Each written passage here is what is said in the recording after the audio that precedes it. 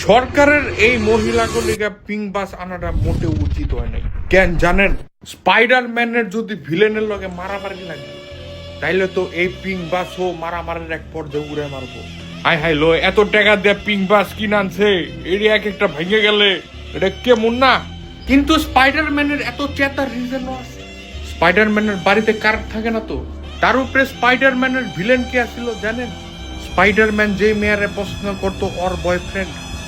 এই পোলার বহুত টাকা ছিল, নর্থ সাউথে পড়তো, কিন্তু এই পোলায় ওই ম্যালডিকা কিছুই করতো না।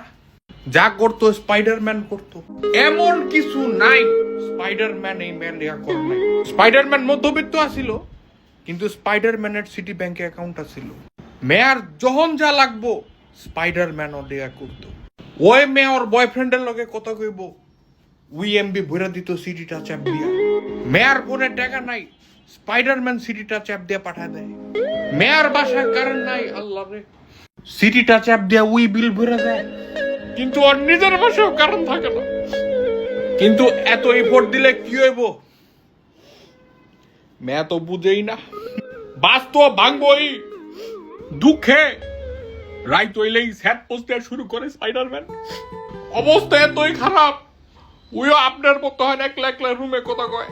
স্পাইডারম্যান আপনার মতোই ভালো নেই, কিন্তু মাঝখান দিয়ে কি হইলো? পিঙ্ক বাস ভেঙে গেল গা। কি লাভটা হইলো? তবে আপনার স্যাড হইেন না, আপনার কিছু কই নেই আমি।